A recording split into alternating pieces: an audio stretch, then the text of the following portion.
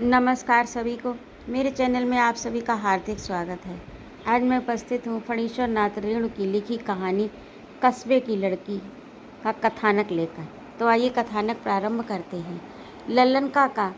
दादाजी कह रहे हैं कि लल्लन काका से कहना कि सरोज फुआ के साथ। लल्लन काका अर्थात प्रियव्रत ने अपनी भतीजी वंदना उर्फ बूंदी को मध्यम आवाज़ में डांट बताई। जा मालूम है जो कह गए हैं। बूंदी अप्रतिभ हुई, किंतु उसके ओठों पर बंकिम दुष्टता अंकित रही और लल्लन काका की मध्यम झटकी की कोई परवाह किए बगैर अब दादाजी की आज्ञा सुनाने लगी। दादी जी कहती हैं कि सरोज फुआ नहा रही हैं। लल्लन काका से कहो जल्दी तैयार होकर नाश्ता कर लें। सरोज फुआ को बहुत जगह जाना है। और रिक्शा वाला जा पेयव्रत पूर्ववत पाइप पीता रहा। बूंदी आंगन में लौटी तो उसने मुंह में पेंसिल डालकर लल्लन काका की नकल करते हुए सुना दिया दादी को, जा। दादी अचार पापड़ के मर्तमानों में धूप में डाल रही थी। बड़बड़ाई, सभी कामचोर हैं। बूंदी ने सविनय सदुलार निवेदन के स्वर में कहा, दादी एक हरे मिर्च का अचार। जा, बड़ी पतली जीभ है तेरी। बूंदी का मुंह लटक गया। दादी ने मर्तमान से एक हरी मिर्च निकाल कर देते हुए कहा, जा भगेलू से कहे कि सामने वाली दुकान से। बूंदी दांत से मिर्च को काटती सिसियाई, सी सारी सुबह मैं इधर उधर करती रहूँगी तो स्कूल कब जाऊँगी। जिधर जाओ उधर ही बल। जा। सरोज फुआ बाथरूम से बाहर ही नहीं होती। मैं कब नहाऊंगी कब खाऊंगी। ये लो ये गई गाड़ी स्कूल की। प्रियव्रत सुबह से ही तनिक झुंझलाया हुआ है। रात जैसी गर्मी हजारीबाग में कभी नहीं पड़ी। नींद नहीं आई रात भर। हालांकि परिवार के और लोग हल्की ऊनी चादर डालकर सोए थे। प्रियव्रत की माँ 12 महीने रजाई ओढ़ती हैं, हल्की फुल्की रजाई गर्मियों में और भारी सर्दियों में। और उन्नीदी रात की प्रतिक्रिया दूसरे दिन सुबह बाथरूम से ही होती है। दाढ़ी कई स्थान पर कट गई। कनपट्टी के पास मीठा मीठा दर्द है। मैं सुन चुका है बाबूजी का हुक्म। लल्लन से कहना सरोज को जहाँ जहाँ जाना है ले जाएं। बेचारी अकेली कहाँ कहाँ जाएगी। सरोज दी देहात से अकेली 15-15 स्टेशन रेल यात्रा करके यहाँ सकुशल आ सकती हैं तो शहर में ही कौन दिन दिहाड़े डाके पड़ते हैं कि सरोज दी के साथ एक सशस्त्र अर्ध ली जाए। पुरुष माने सशस्त्र, और सरोज दी का रूप भी इतना मारात्मक नहीं है। प्रियव्रत सुबह से ही सरोज दी के संबंध में सोच रहा है। सरोज दी बाबूजी के एक मुफसिल के मुवक्किल मित्र की बेटी। एकदम देहातिन नहीं कह सकते। सरोज दी को मैट्रिक पास करके गांव के स्कूल में पढ़ाती हैं। स्कूल के काम से ही आई हैं। इसके पहले भी बहुत बार आई हैं। मिडिल की परीक्षा देने आई थी। सरोज दी के बाबू भी साथ आए थे।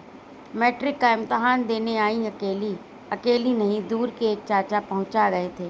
सरोज दी के पिता की मृत्यु उसी साल हुई थी। लेकिन सरोज दी के पिता ही क्यों, सरोज दी भी जब आई कभी खाली हाथ नहीं आई। घी, शहद, महीन चावल, दही, पपीते सब विशुद्ध। जब से देख रहा है प्रियव्रत, सरोज दी ऐसी ही हैं सदा से।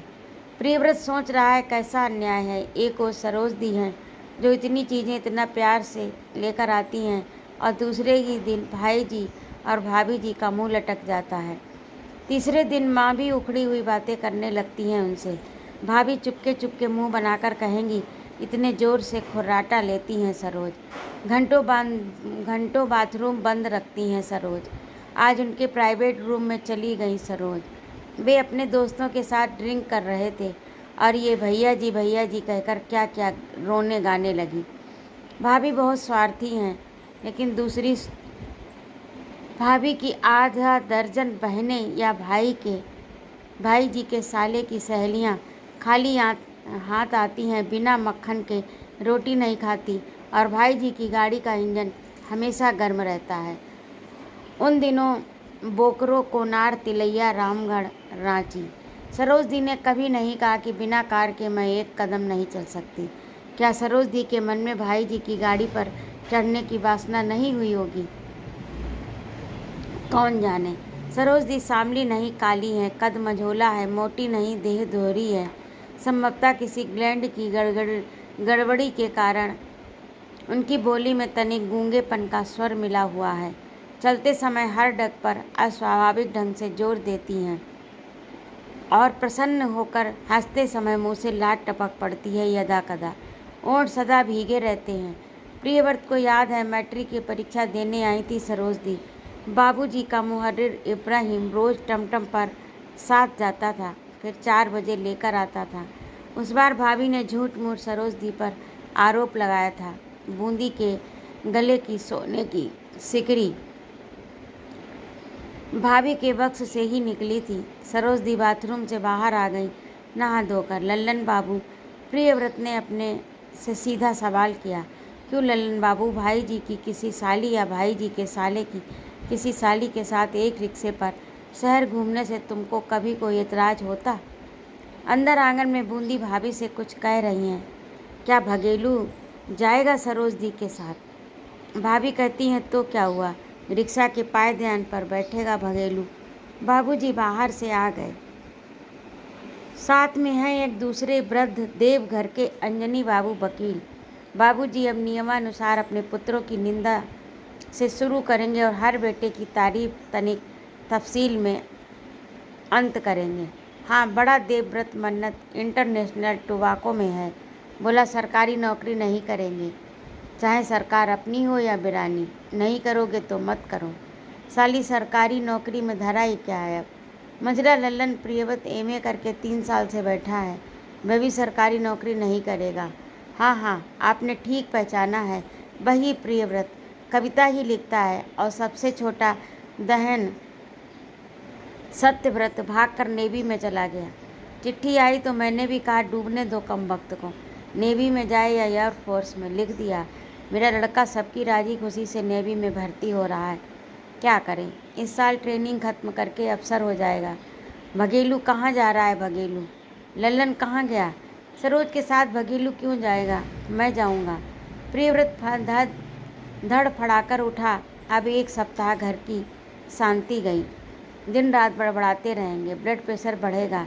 डॉक्टर विनय आएंगे, फिर दोनों मिलकर घर भर के लोगों की दुर्गत कर डालेंगे।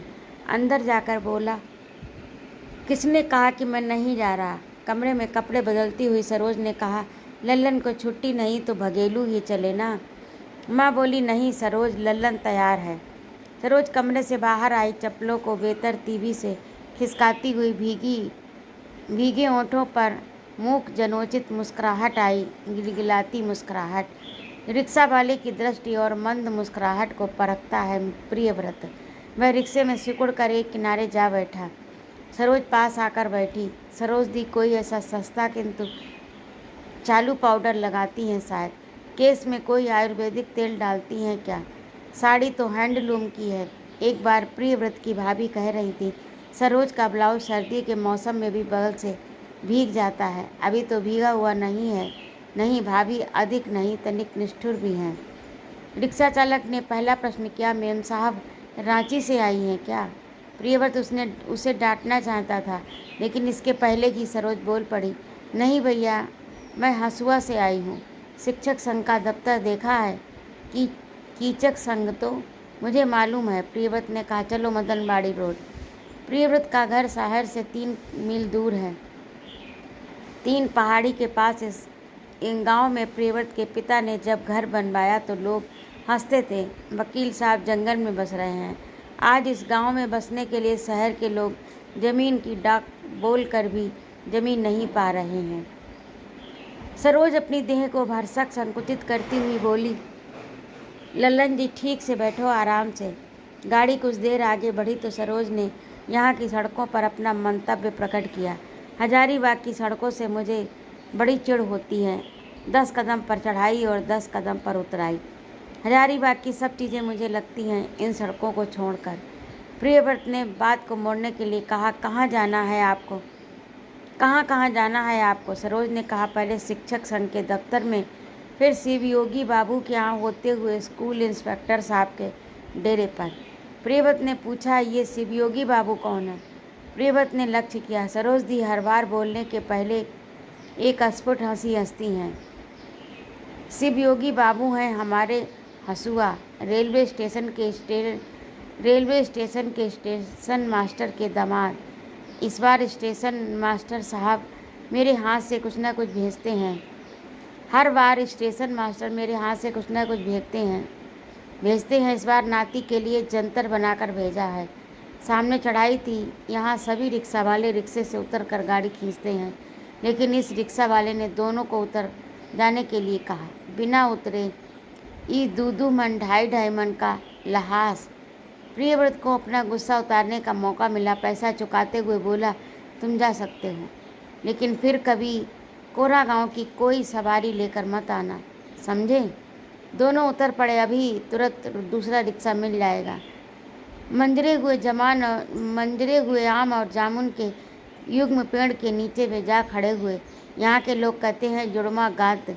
झड़ती हुई मंजरियाँ, उनके कई छींट, जामुन के कुछ फूल सरोज के सिर पर झरे। कभी प्रियव्रत को पिछले साल रेडियो से सुने एक लोकगीत की याद आई, जिसकी पंक्तियां याद नहीं, अर्थ है कि ओ गोरी तू आज रात फिर किसी कारण मंजरे हुए आम के तले जाकर खड़ी हुई थी। निश्चय ही तेरे बालों के लट जटा गए हैं। मंजरी का मधु चूकर तेरे सिर पर गिरा। ओ गोरी तू आज रात पर किसी महुए के तले जाकर खड़ी थी। तेरे बालों में महुए के दारू की बास आती है। मेरी आंखें झपक रही हैं। मतिया गई, तेरा जूड़ा कैसे बांधूं? सरोज बोली, हाँ ललन, मैंने तुम्हें बेकार कष्ट किया। रांची रोड पर एक बग्घी गाड़ी दिखाई पड़ी। प्रियव्रत ने पूछा, घोड़ा गाड़ी पर चढ़िएगा? सरोज के कंठ से सिर्फ हाँ निकला। प्रियव्रत ने बग्घी वाले को आवाज़ दी। घोर श्याम वर्ण मंझोली धुरी सरोज सफ़ेद साड़ी और सफ़ेद ब्लाउज में सभी का ध्यान आकर्षित करती हैं। घड़ी की पट्टी भी सफ़ेद, चप्पल के फीते भी। घोड़ा गाड़ी वालों ने गौर से सरोज को देखा। प्रियव्रत को वह पहचानता है। बग्घी पर आमने सामने बैठने की जगह थी, किंतु सरोज जिस तरह रिक्शे पर बैठी थी उसी तरह प्रियव्रत से सटकर बैठी। इस तरह सटकर बैठने की कोई ज़रूरत नहीं थी, जगह काफ़ी चौड़ी थी। सरोज बोली, इस चढ़ाई उतराई के समय मेरी जान निकल जाती है। लगता है सब खाया पिया निकल जाएगा। इस चढ़ाई उतराई पर सरोज ने तमाशा किया। उतराई के समय प्रियव्रत की एक कलाई को जोर से पकड़ा। आंखें बंद हंसती खिलखिलाती रहीं। प्रियव्रत को लाज आई। शिक्षक संघ के दफ्तर में जिस अधिकारी से मिलना था, सरोज को उसने फाटक पर ही भेंट हो गई। उससे काम भी हो गया। अगली मीटिंग के बारे में पूछना था। अधिकारी महोदय बार बार प्रियव्रत की ओर देखते ही रहे, फिर बोले, आप प्रियव्रत हैं ना? जी हाँ। सुनकर भी अधिकारी महोदय का कौतूहल कम नहीं हुआ शायद। चलो सरोज दी, शिक्षक संघ वाला काम तो शिक्षक संघ के बाहर ही हो गया। गाड़ी पर जानबूझकर दूसरी ओर बैठते हुए प्रियव्रत बोला, सरोज पहले तो सामने वाली गद्दी पर बैठो। प्रियव्रत बोला और सरोज पहले तो सामने वाली गद्दी पर बैठी, फिर उठकर प्रियव्रत के पास आकर उससे सटकर बैठ गई। सरोज ने चलती हुई गाड़ी में प्रियव्रत से दबी हुई आवाज़ में कहा, लल्लन तुम साथ थे इसीलिए जल्दी छुट्टी मिल गई, नहीं तो ये राम निहोरा प्रसाद मुझे बेकार बैठाकर तरह तरह की बातें करता। शादी ब्याह की बात पूछने वाला ये कौन होता है भला? बोलो तो, और बातें करते समय बातें करो, ये कह कर पीठ पर थप्पड़ मारने की और बाल पकड़कर खींचने की जैसी भद्दी आदत है इसकी। अपने काका जी भी तो बाबूजी के दोस्त थे, कभी ऐसा नहीं करते। बोलो तो लल्लन जी, क्या ये ठीक है? प्रियव्रत को हंसी आई। वह पूछना चाहता है कि क्यों नहीं ठीक है सरोज दी, लेकिन वह कुछ बोला नहीं, हंसता रहा। सरोज कुछ क्षण बाहर की ओर देखती रही, फिर वही दबी आवाज़ में बोली, अच्छू लल्लन जी, तुम नौकरी करोगे तो तुम भी गाड़ी रखोगे ना? यदि गाड़ी लायक नौकरी मिली तो? हाँ, तुमको भला गाड़ी रखने लायक नौकरी नहीं मिलेगी? प्रियव्रत चौंका तो सरोज दी का मुखड़ा भी कभी कभी सुंदर दिखता है। सरोज दी जब शून्य दृष्टि से सबको देखती हैं सुंदर लगती हैं। उसने पूछा, क्यों सरोज दी? सरोज दी इस बार मुस्कुराई नहीं और दबी आवाज़ में बोली, तुम सुंदर हो। जिसमें रूप और गुण दोनों हों उसी को ऊंची नौकरी मिलती है। प्रियव्रत का चेहरा लाल हो गया। उसने कहा, ये किसने कहा तुमसे? राम भाई ने। राम भाई कहते थे, व्यक्तित्व के बिना सिद्धांत कुछ नहीं। यदि व्यक्तित्व होता तो राम भाई भी। हजारीबाग चौक पर हमेशा की तरह भीड़ थी। गाड़ीवान ने पूछा, भैया जी, माया बोल रही थी, चौक पर कुछ खरीदना है। सरोज कुछ भूल गई थी कि उसे कुछ खरीदना है। स्कूल की लड़कियों ने कॉपी किताब पेंसिल लाने के लिए पैसे दिए। सरोज झोले से डायरी निकाल कर पढ़ने लगी।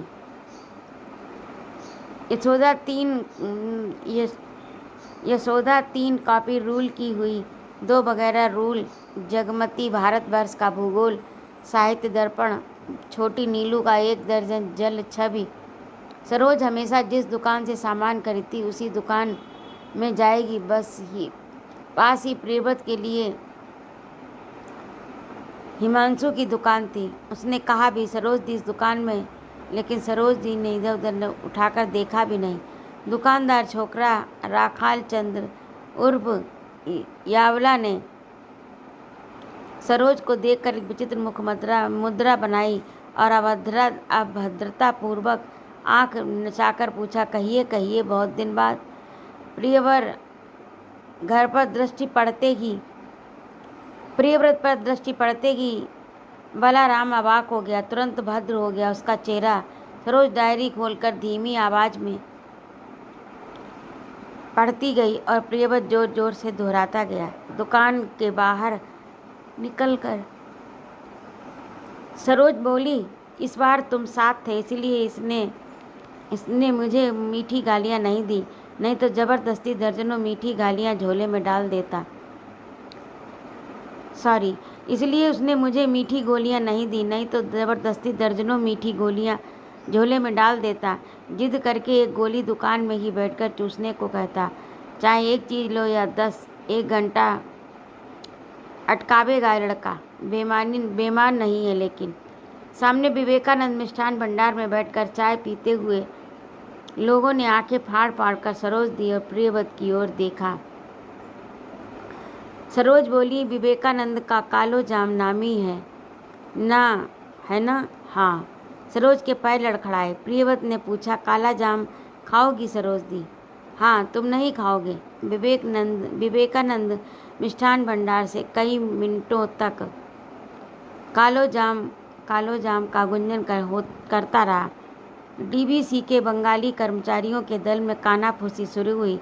काला जामेर संगे चमचम, एक ने ढाका की बोली में कहा।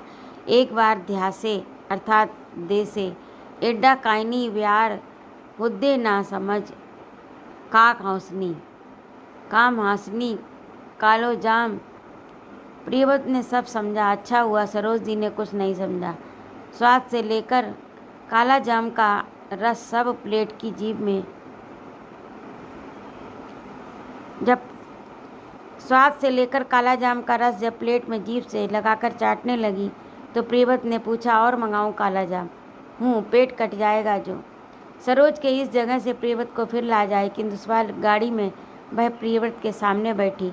चलो बटम बाजार। प्रियव्रत ने देखा सरोज दी डकार लेते समय और भी असुंदर हो जाती हैं।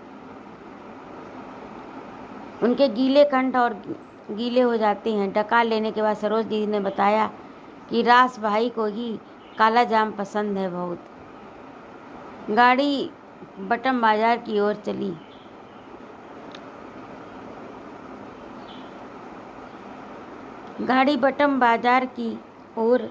चली। फिर उतराई। सरोज उठ खड़ी हुई और टलमलाकर प्रियव्रत पर गिर पड़ी।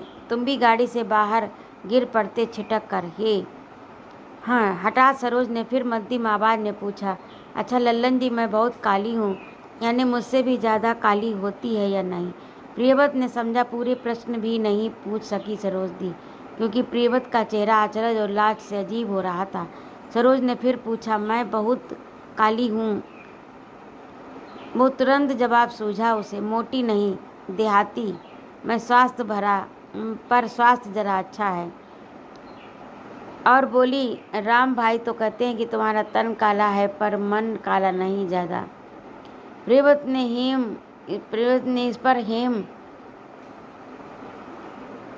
ने इस बार सरोज के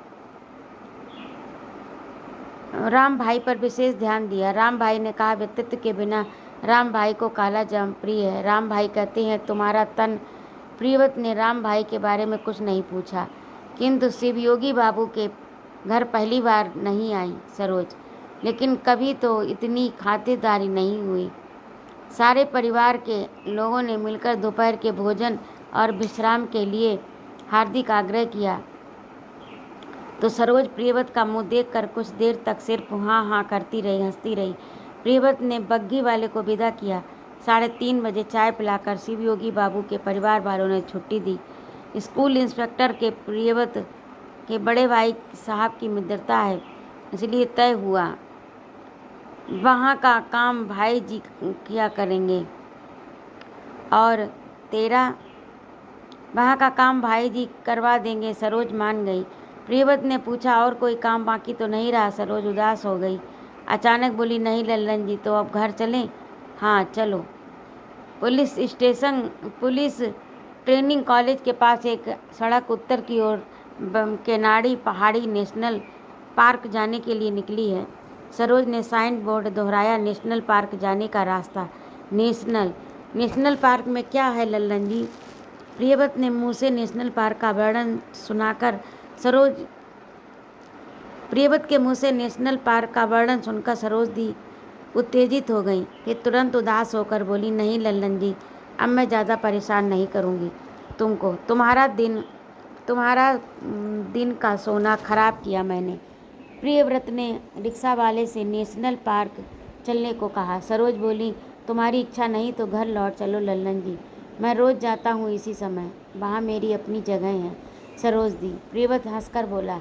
मोड़ पर सरोज ने फिर डका लिया। बहुत दूर तक उतराई कोना बैठी कोठी के पास। बहुत दूर तक उतराई है कोना कोठी के पास। रिक्शे वाले यहाँ पैडल चलाना बंद कर देते हैं। बहुत देर तक फ्री व्हील की करकराहट होती रहती है, किर किर किर।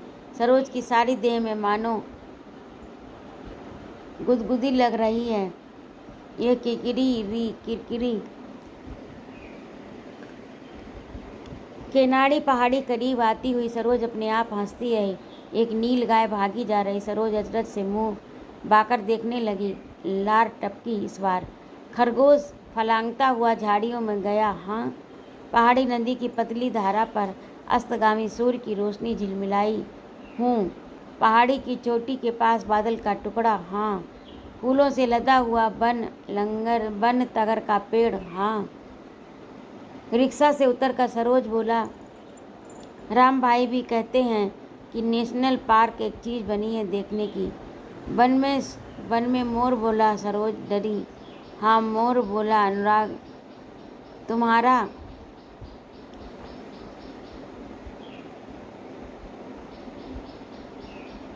अस्तगामी सूर्य की रोशनी झिलमिलाई। पहाड़ी की चोटी के पास बादल का टुकड़ा, फूलों से लदा हुआ बन तगर का पेड़। रिक्शा से उतरकर सरोज बोली, राम भाई भी कहते हैं कि नेशनल पार्क की एक चीज़ बनी है देखने को। वन में मोर बोला। सरोज डरी। हाँ लल्लन जी, सुना है नेशनल पार्क में बाघ सिंह भी है। हाँ। प्रियव्रत हंसा, लेकिन सरोज दी एक अजब बात है कि नेशनल पार्क में कोई भी जंगली जानवर हिंसक नहीं है और आदमी जानवर बन जाते हैं। यहाँ आकर इनके बहुत प्रमाण मिले हैं। अच्छा। पिकनिक करके लौटने वाली मंडली का एक अशिष्ट लड़का चिल्लाया, भाग रे बाईसू अड़ा बैस। मुखर्जी परिवार की सुंदरियाँ कुमारियाँ जमाए बाव टाइप के एक व्यक्ति के साथ कई हैं आवाज़। गाड़ी पर कलकत्ते का नंबर है। जनाब वायु निश्चय ही कोई गुदगुदाने वाली कहानी सुना रहे हैं। अमलतास की छाया में एक सुंदरी ने ना जाने क्या देखा कि चीख पड़ी, ई भूत। बाकी लड़कियां खिलखिला पड़ी। प्रियव्रत समझता है कि चाकन वाली का वह जानता है। अंजू अंजना सरोजदी को देखकर ही अंजना चीख पड़ी है। प्रियव्रत बोला, पहाड़ की चोटी पर टावर है, वहाँ से सारा नेशनल पार्क दिखाई पड़ेगा, चलोगी ऊपर? नहीं लल्लन जी, मुझे डर लगता है। तो चलो तुमको अपनी जगह दिखाऊं। केनाड़ी पहाड़ी की तलहटी में बिखरा बनखंड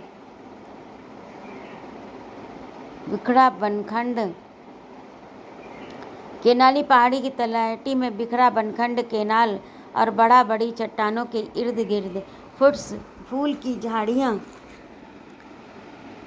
केनाल के किनारे कदम के पेड़ पर ठीक 1 घंटे के बाद छोटे छोटे पंछियों का घनघोर कलरव शुरू हुआ।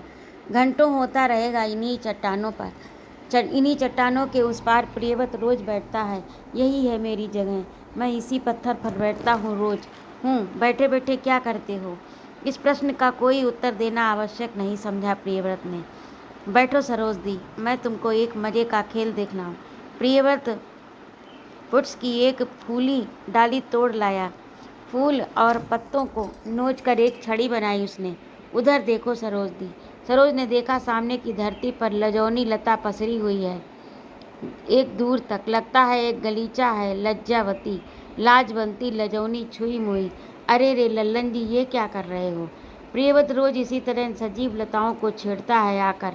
पुटुस की डाल की छड़ी से पहले एक क्रॉस बनाता है, छड़ी छुआता जाता है, पत्तियां मुड़ती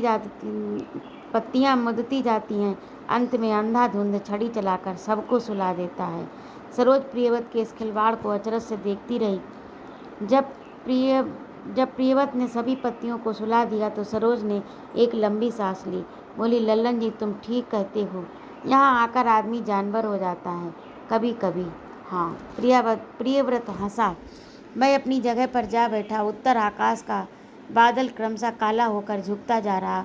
हवा गुम है, भाभी ठीक ही कहती। सरोज का ब्लाउज भीग गया, बाह के नीचे अर्धवृत्ताकार। सरोज प्रियव्रत के पास आकर बैठ गई। एक बात बताऊं लल्लन जी? बिजली चमकी। सरोज के गोल ओंठ पर बिजली चमकी। मानो प्रियव्रत अवाक होकर देखता रहा। सरोज को इस तरह लाज से गड़ते कभी नहीं देखा प्रियव्रत ने। सरोज कुछ बोल रही थी, लेकिन लार टपक पड़ी तो चुप हो गई। फिर पुटुस के नन्हे फूलों को नाखून से खोंट कर दांत से चबाने लगी। क्षण भर दोनों मौन रहे। किस सोच में पड़ गई सरोजदी? प्रियव्रत ने सरोज की देह छूकर मानो जगाया। सरोजदी, अब लौट चले, पानी बरसेगा। सरोज हंसी। पानी बरसे हैं, हम रुई नहीं है लल्लन जी। ये क्या कर रहे हो लल्लन? पगला, बचपन की आदत। हाँ, ठीक इसी तरह गोदी में सिर रखकर, इसी तरह मेरी छाती से सिर रगड़ते थे तुम। मैं राम भाई से भी कहा है। हाँ हाँ, तुम अभी भी 5 साल के शिशु हो लल्लन जी, तुम जानवर हो, जानवर। हाँ, कभी एमे सुंदर सपुरुष, तुम इतने प्यारे, तुमको। हाँ, मैं जानवर नहीं बनने दूंगी, मैं ही जानवर हो गई हूँ। लल्लन जी, मुझे माफ़ करो, इस कुरूपा बहन पर दया करो। मुझे लजौनी लता की तरह मत रौंदो। प्रियव्रत ने ध्यान मग्ना नारी मूर्ति को फिर छूकर जगाया। सरोजदी, तुम किस सोच में पड़ गई यहाँ आकर? चलो घर चले। सरोज मानो नींद से जागी। हाँ। नहीं लल्लन जी, यहाँ आकर आदमी कभी देवता भी हो जाता है, देवता भी। प्रियव्रत को लगा सरोजदी अचानक सर्वांग सुंदरी हो गई और फिर अपनी जगह पर जा बैठा। हवा का झोंका आया, मेघ बरसने लगा। दोनों 2 चट्टानों पर बैठे भीगते रहे। प्रियव्रत फिर उठा, सरोज के पास गया, हाथ पकड़कर उठाया। चलो। दोनों भीगते हुए जंगल पार तक सड़क पर आए। सरोज बोली, अब मेरा हाथ छोड़ दो लल्लन जी, अब मैं कभी हजारीबाग नहीं आऊँगी। राम भाई मुझे नहीं आने देंगे अब। सरोज सड़क पर लड़खड़ाई। प्रियव्रत ने फिर हाथ पकड़ लिया। सरोज कुछ नहीं बोली, फिर 2 बार हैं करके चुप हो गई। तो अभी आप सुन रहे थे फणीश्वर नाथ रेणु की लिखी कहानी कस्बे की लड़की। आपको कैसी लगी कमेंट करके अवश्य बताइएगा। यदि आपको मेरा कहानी सुनाना अच्छा लगा हो तो कृपया मेरे चैनल को सब्सक्राइब अवश्य करें, लाइक और कमेंट करें तथा अपने मित्रों में शेयर भी करें। सुनने के लिए बहुत बहुत धन्यवाद। जय माँ भारती।